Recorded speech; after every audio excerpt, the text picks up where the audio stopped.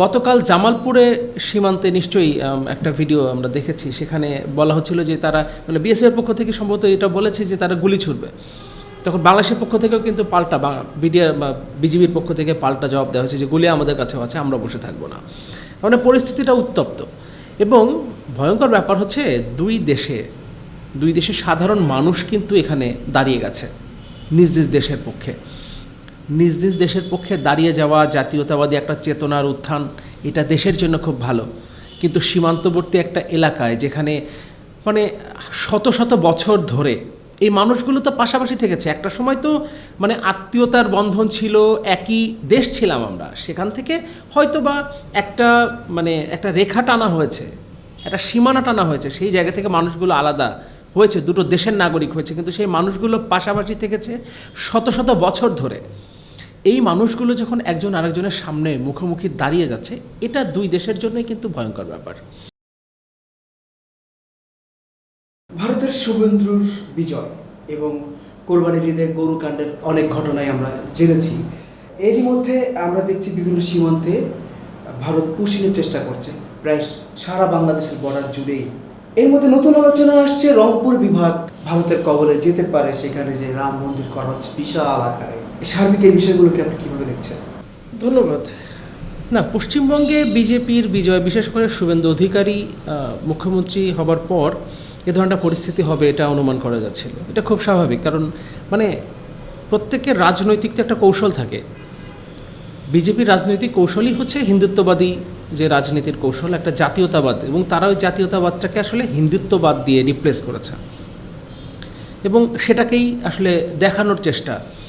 এখন শুভেন্দু অধিকারী এই কথাগুলো বলেই আসলে সেই দেশের মানুষের বা সেই রাজ্যের মানুষের ভোট সে পেয়েছে, ভোট ব্যাংককে সে নিজের দিকে আকৃষ্টই করেছে এই কথাগুলো বলে, যে মুসলমানদের মানে লাথি দিয়ে বের করে দিব। তার ভাষা তো আপনারা নিশ্চয়ই জানেন, আমরা সবাই জানি যে ভাষাগত জায়গা থেকে তিনি প্রচণ্ড রকম আক্রমণাত্মক এবং মাঝে মাঝে এমন কিছু শব্দ বা এমন কিছু ভাষা ব্যবহার করেন যেটা আসলে আপত্তিজনক। বিভিন্ন সময় তো তিনি অনেক কথা বলেছেন, বাংলাদেশকে গাজার মতো গুঁড়িয়ে দেওয়া হবে, বলেছেন কয়েকটা ড্রোন পাঠিয়ে দিলেই বাংলাদেশকে ধ্বংস করে ফেলা সম্ভব, এরকম নানান কথা তো আসলে তিনি বলেছেন। এখন মানে তিনি আসলে দেখাতে চাইছেন, এবং যদিও বিএসএফ যে কাজটা করছে এখন মানে পুশিন, যদি তারা বলছে পুশ ব্যাক, আমরা বলছি পুশিন, যে তারা তাদের দেশের নাগরিককে আমাদের দেশে ঢুকিয়ে দেবার চেষ্টা করছে, আমরা পুশিন বলছি, ভারত বলছে পুশ ব্যাক, অর্থাৎ তারা আগেই পুশ ইন করেছিল সে দেশে, যে কোনোভাবেই ভারতে গিয়েছিল, তারা এখন ব্যাক করাচ্ছে। ফলে আমাদের দুই দেশের জন্য কিন্তু টার্মটা আলাদা, আমরা পুশ ইন বলছি, তারা পুশ ব্যাক বলছে, এবং এটা চলছেই। গতকাল জামালপুরে সীমান্তে নিশ্চয়ই একটা ভিডিও আমরা দেখেছি। সেখানে বলা হচ্ছিল যে তারা মানে বিএসএফের পক্ষ থেকে সম্ভবত এটা বলেছে যে তারা গুলি ছুড়বে। তখন বাংলাদেশের পক্ষ থেকেও কিন্তু পাল্টা বিজিবির পক্ষ থেকে পাল্টা জবাব দেওয়া হয়েছে যে গুলি আমাদের কাছেও আছে, আমরা বসে থাকবো না। মানে পরিস্থিতিটা উত্তপ্ত এবং ভয়ঙ্কর ব্যাপার হচ্ছে দুই দেশের সাধারণ মানুষ কিন্তু এখানে দাঁড়িয়ে গেছে নিজ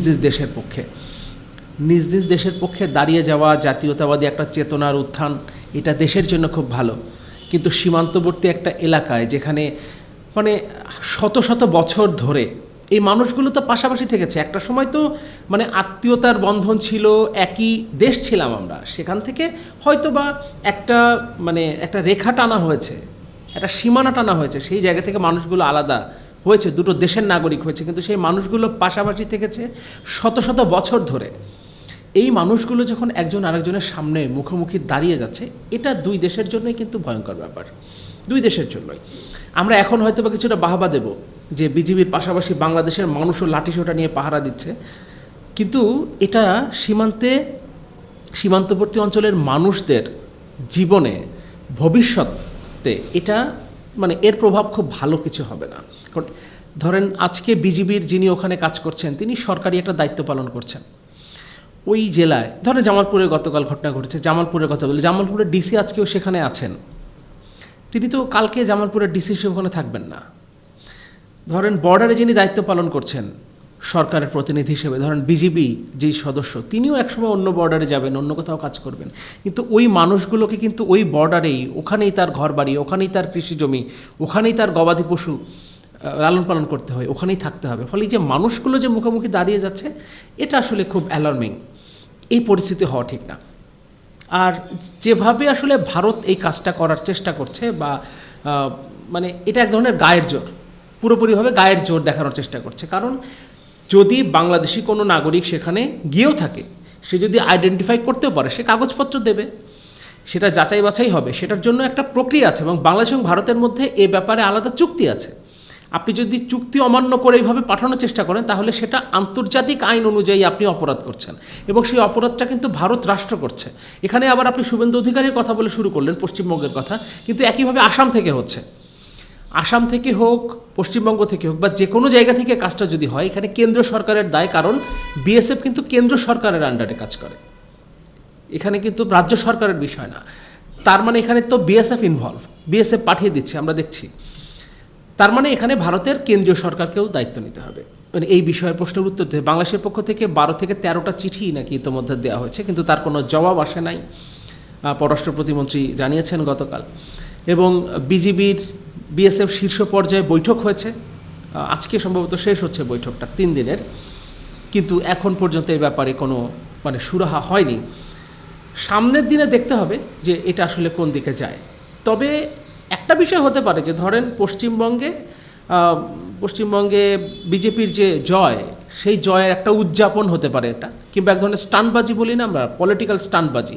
তো এটা এক ধরনের পলিটিক্যাল স্টান্টবাজি হতে পারে। কিন্তু এখানে মানে দুঃখজনক যে বিষয়টা, এই স্টান্টবাজির মধ্য দিয়ে আসলে ধরেন মানে রাজনৈতিক দল বলেন বা যারা ক্ষমতায় থাকে রাষ্ট্রের, তাদের বিজয় হয়ে যায়, কিন্তু বিপদে পড়ে আসলে সাধারণ মানুষ। আর রংপুরের যে কথাটা বললেন, এটা আসলে মানে আমরা জানি একজন উপস্থাপক আছেন ভারতীয়, বাংলায় উপস্থাপনা করেন, তিনি অনেক সময় অনেক কিছু বাড়িয়ে বলেন। রংপুরের কথা না শুধুমাত্র, তিনি তো চান যে কুমিল্লার ওই পাশটাও চলে যাক, মানে ভারতের অধীনে চলে যাক, মিজোরামের সাথে মানে তারা যুক্ত করতে চাচ্ছেন ওই অংশটা, মানে তিনি বলেন আর কি, যুক্ত করলে তাহলে আপনার মানে 7 সিস্টার্স এই পাশেও আপনার মানে নর্থ ইস্ট ইন্ডিয়াটাও আসলে আপনার তারা তখন আসলে নর্থ ইস্ট আর থাকবে না, তখন শুধু ইস্ট ইন্ডিয়া বলতে হবে, কারণ নর্থ এবং সাউথ দুটোই তারা পেয়ে যাচ্ছে, তখন আর নর্থ ইস্ট থাকছে না। যাই হোক, তো মানে 7 সিস্টার্সের সাথে তখন সমুদ্র যুক্ত হবে, তখন আর তাদেরকে ঘুরে পশ্চিমবঙ্গ হয়ে মানে আর এদিকে আসতে হবে না সমুদ্রের জন্য, সমুদ্র পথ পাওয়ার জন্য। এই কথাগুলো তো তিনি বলছেন। এগুলো আসলে খুব গুরুত্ব দেওয়ার কোনো কিছু নাই বলে আমি মনে করি। তবে হ্যাঁ, রংপুরের দিকে কিছু চেষ্টা মনে হয় হচ্ছে, মানে কিছু তবে এটাও এমন না যে ধরেন আপনার সার্বভৌমত্বের উপরে সরাসরি মানে হুমকি হিসেবে আসবে, সরাসরি দখল করে নেবে, এটা তারা করবে না। তবে প্রভাব বিস্তারের চেষ্টা তো থাকবেই। কারণ এটা ব্যাপারটা কেমন, মানে আপনার যখন অন্ধকার রাস্তায় আমরা কোথাও যাই এবং আমরা জানি যে এই রাস্তাটা ভালো না মানে হয়তো কোনো অশরীরী বাস করে, এক ধরনের আলোচনা থাকে না, যেখানে গেলে এর উপরে জিন আসর করে, কিংবা কোনো একটা জঙ্গলের ভেতর দিয়ে যখন আমরা রাতের বেলা যাই, যেখানে সাপ থাকার সম্ভাবনা থাকে, আমরা গান গাইতে গাইতে যাই। আমরা আনন্দে গান গাই না, কিন্তু আমরা ভয়ে গান গাই। তো ওই যে 7 সিস্টার্স নিয়ে তাদের যে ভয়টা, যে যে মানে গলাটা বন্ধ করে দিলেই তো শেষ, এই পাশটা পুরোটা শেষ, ও পাশে চায় না, হ্যাঁ। তো ওই ভয়ে আসলে তারা মাঝে মাঝে ওই আমাদের উত্তরবঙ্গের ওই অংশটা নিয়ে মাঝে মাঝে গান গাইতে গাইতে পার হওয়ার চেষ্টা করে।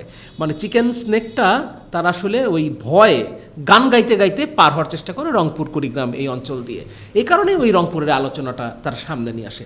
এটা তারা যে মানে আমাদেরকে ভয় দেখানোর জন্য করছে, সাপকে ভয় দেখানোর জন্য বা জিনকে ভয় দেখানোর জন্য আমরা গান গাইতে গাইতে অন্ধকার রাস্তায় জঙ্গলের মধ্য দিয়ে পার হই না, আমরা নিজেরা ভয় পাই বলে পার হই। ভারতের ক্ষেত্রে আসলে সেটা হচ্ছে ওখানে।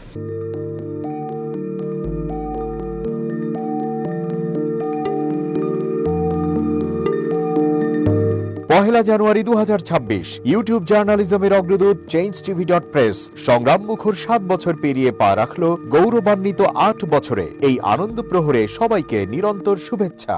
আমি নিজেকে ধন্যবাদ মনে করি, আমি সৌভাগ্যবান। চেঞ্জ টিভির পক্ষ থেকে আমার সাক্ষাৎকার নেওয়ার জন্য তারা আসছেন, এবং চেঞ্জ টিভি দীর্ঘ 8 বছর ধরে এই কাজগুলি করছে। আমি তারা অনেক ভালো কাজ করেছেন, দেশের মানুষের সুখ দুঃখের কথা প্রত্যক্ষ তুলে ধরছেন। আমার আশা থাকবে চেঞ্জ টিভি সামনের দিকে উত্তরোত্তর আরও সমৃদ্ধ হবে। একটাই শুধু আমাদেরকে উপদেশ দিতে চাই তাদের কাছে, সেটা হচ্ছে সত্য কথাটা মানুষের সামনে তুলে ধরা। মানুষের ভিতরে কি চায় তাদেরটা তুলে ধরা, মানুষের প্রত্যাশা তুলে ধরা, এবং মানুষের মধ্যে এই যে দেশাত্মবোধটা এবং সত্যবাদীটা, এটা জাগরণ করে চেঞ্জ টিভির সামনের দিকে এগিয়ে যাবে। এবং যারা দেশের কথা চিন্তা করে এবং দলমত নির্বিশেষে যে লোকগুলো আছে, তারা দেশের কথা চিন্তা করে, দেশের উন্নয়নের কথা চিন্তা করে, কোনো পক্ষপাতিত্ব করে না, তাদের বক্তব্য দেশের মানুষের তুলে ধরা, এই কাজগুলি সামনে এগিয়ে নিয়ে যাবে, এটা আমার প্রত্যাশা। অনেক ধন্যবাদ আপনাদেরকে, দেশবাসীকে, দেশবাসী পক্ষে সবাইকে আমি ধন্যবাদ জানাচ্ছি। changeTV.press, এক ফোঁটা হলুদ নেই।